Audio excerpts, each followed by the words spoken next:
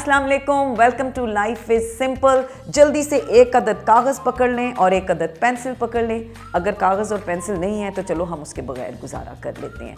आप स्क्रीन पे देख रहे होंगे, आपको 10 ह्यूमन नीड्स नज़र आ रही होंगी। 30 सेकंड लें, 1 मिनट ले लें। इनमें से कोई सी भी 5 जो आपके दिल के बड़े करीब हैं, ऐसे हैं जैसे हवा, ऑक्सीजन के, इसके बगैर गुजारा नहीं हो सकता, वो 5 चूज़ कर लें। जी, आसान है या मुश्किल है इनमें से 5 चूज़ करना? जैसे अगर आप देखें रिस्पेक्ट, मुझे तो लगता है कि रिस्पेक्ट बिल्कुल मेरे लिए ऐसे ही ज़रूरी है जैसे पानी और हवा। सो बहुत मुश्किल है। इसी तरह अगर हम इसमें देखते हैं ट्रस्ट, कौन है जो चाहता है कि उसके ऊपर ट्रस्ट ना किया जाए? हर किसी को ट्रस्ट की ज़रूरत है।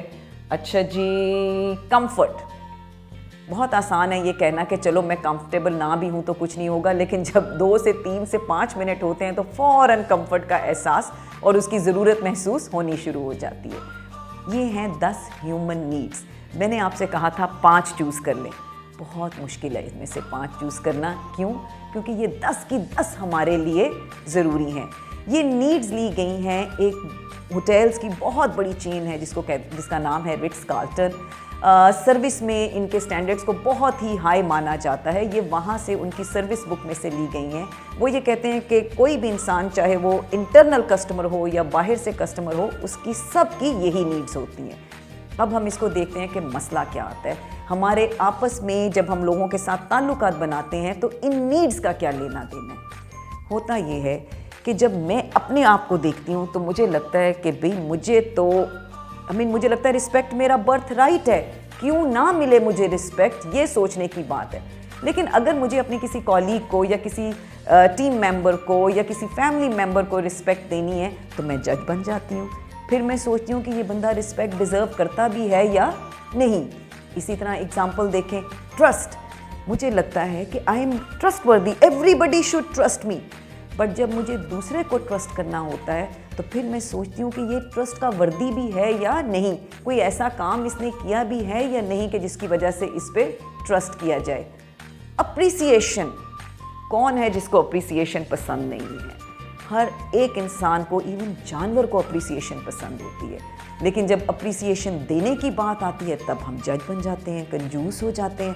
तब हमें लगता है कि इसकी इतनी अप्रिसिएशन ना करो कि सर पे चढ़ जाए या अनड्यू हो जाए। ये है प्रॉब्लम जिसकी वजह से अक्सर रिलेशनशिप में मसले आते हैं। मुझे जो अपने लिए चाहिए और मैं जो दूसरे को देने के लिए तैयार हूँ, उसमें आमतौर पे बैलेंस नहीं होता।